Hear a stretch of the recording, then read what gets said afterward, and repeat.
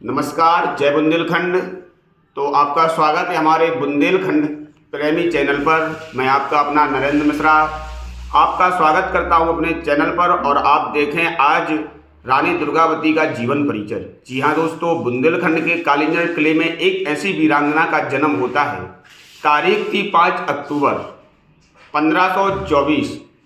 महारानी दुर्गावती का जन्म होता है कालिंजर किले में। इनके पिता थे कीर्तन राय चंदेल। रानी दुर्गावती का जन्म दुर्गा अष्टमी के दिन होने के कारण उनका नाम दुर्गावती रखा गया था।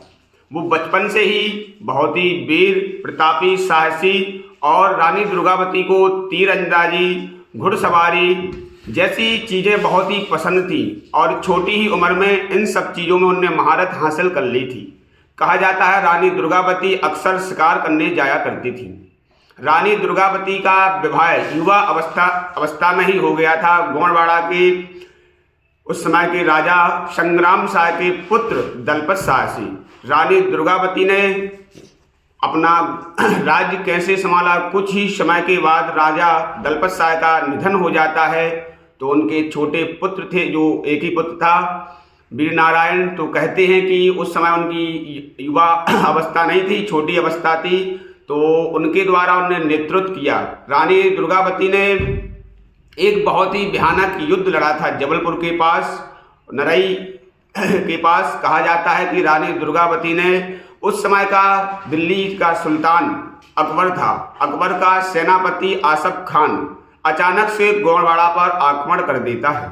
तो रानी दुर्गावती ने स्वयं घोड़े पर बैठकर अपनी सेना का नेतृत्व किया था। और कहा जाता है 1564 में रानी दुर्गावती का निधन होता है। निधन इसलिए हो जाता है कि चारों तरफ से रानी दुर्गावती घिर चुकी थी। तो उनने अपनी कटार से वीरगति प्राप्त की थी कि हमें मुगलों के हाथन नहीं मरना है। रानी दुर्गावती का जीवन हमें सिखाता है कि हमें सदा परिस्थितियों से लड़ना चाहिए और अपने स्वाभिमान को जिंदा रखना चाहिए। रानी दुर्गावती बुंदेलखंड की बेटी थी और गोंडवाड़ा की बहू। उस समय बुंदेलखंड को जैजाक मुक्ति कहा जाता था।